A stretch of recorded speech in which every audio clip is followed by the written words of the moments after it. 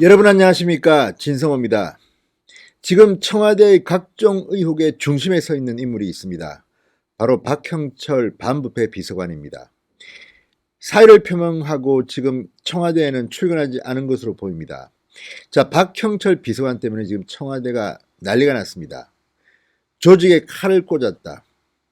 지금 청와대가 격앙되어 있다고 합니다. 지금 청와대나 백원우나 이 해명을 하면 할수록 점점 더 구렁텅이로 들어갑니다. 왜? 박형철 비서관의 진술이 있었기 때문입니다. 윤석열 검찰의 박형철이 한 진술 내용은 굉장히 구체적이고 분명합니다.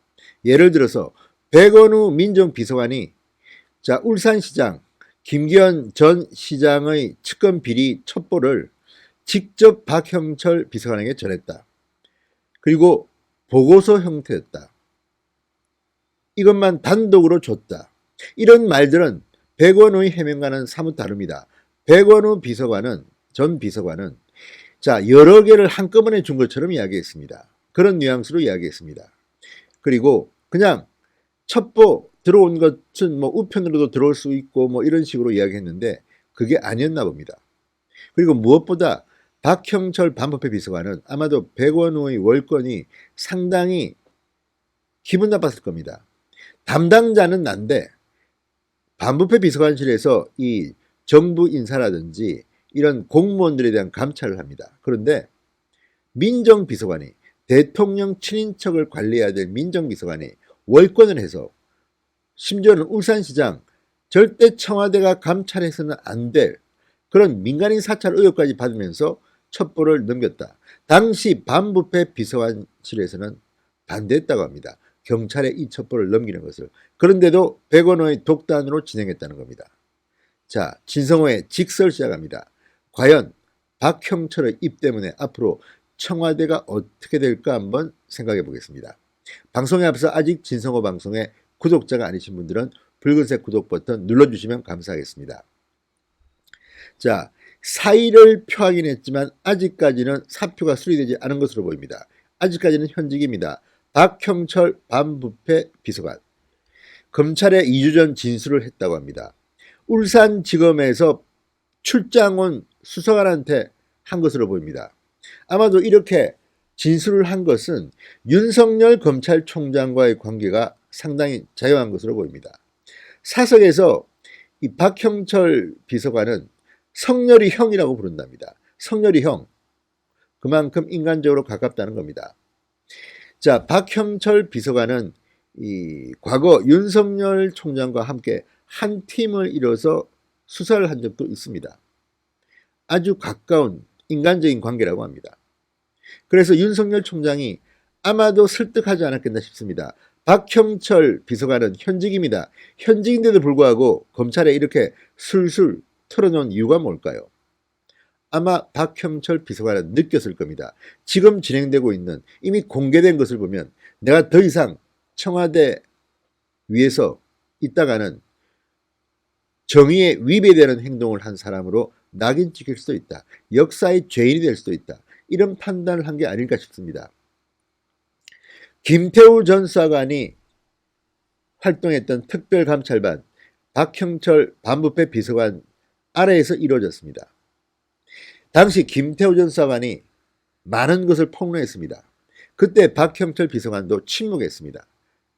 그럴 수밖에 없을 겁니다. 현직에 있으니까. 문재인 청와대의 많은 비밀들을 알고 있는 사람이 박형철 비서관입니다. 그런 그가 왜 이렇게 갑자기 심경이 변한 건지 사람들은 관심을 가지고 있습니다. 자, 청와대 안팎에서는 믿었던 박 비서관한테 배신감을 느낀다는 반응이 터져나온다고 합니다. 자, 채널A의 보도에 따르면 한 청와대 참모는 2년 넘게 청와대에서 일하고는 조직의 등에 칼을 꽂은 것 아니냐, 이런 격앙된 반응을 보였다고 합니다. 박형철 비서관이 검찰에 진술한 뒤 지금 청와대는 상당히 뒤숭숭한 분위기라고 합니다. 무엇보다도 조국의 민정수석실이 이 정치 공작의 진원지처럼 지금 되어버렸기 때문입니다.